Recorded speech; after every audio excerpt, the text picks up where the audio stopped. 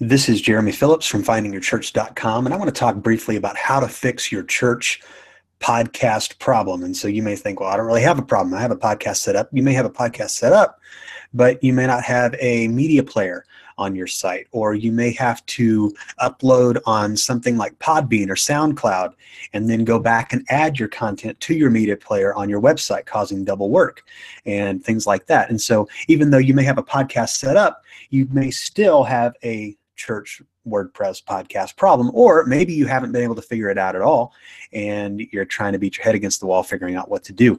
And so one of the biggest problems that I think happens is we try to do it as cheaply as possible and as free as possible, and it's not a problem if you want to do it that way, because there are definitely free ways to be able to set up your church podcast, like the Blueberry plugin and different things like that that you could do even using WordPress. But it kind of suffers a little bit on the user experience side, because basically that just involves creating a blog post and adding a link into the blog post that's not very user friendly and definitely doesn't have a media player. And so I found a solution, a plugin that's a premium plugin. And even though it is a premium plugin, no nerds required, it is easy to set up. If you look on my site, my YouTube channel, I do have some videos about how to set up the settings to be able to create your podcast and create set up the media player on a page. And then, everything is shareable. It blends into your site, things like that.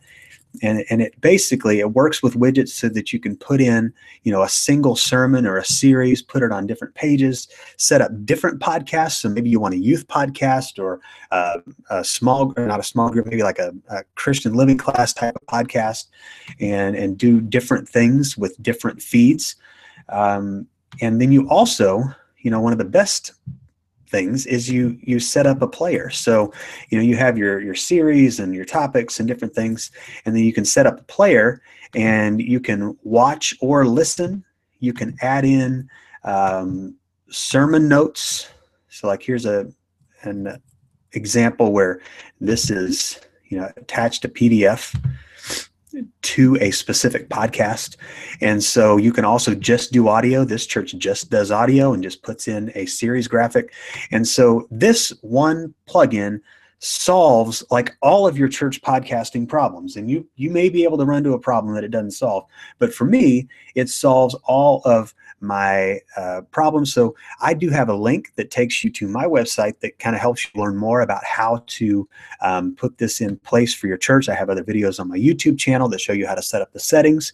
And so just click the link in the YouTube description and you can find out learn more about this solution. It is just under $100. It's not a free plugin, but for the price to get a media player, a podcast feed, and all of that, it's a great option. And so also, if you are having trouble setting up your podcast, or if you're having trouble setting up this plugin for whatever reason, you can email me, Jeremy, at getfound@findingyourchurch.com.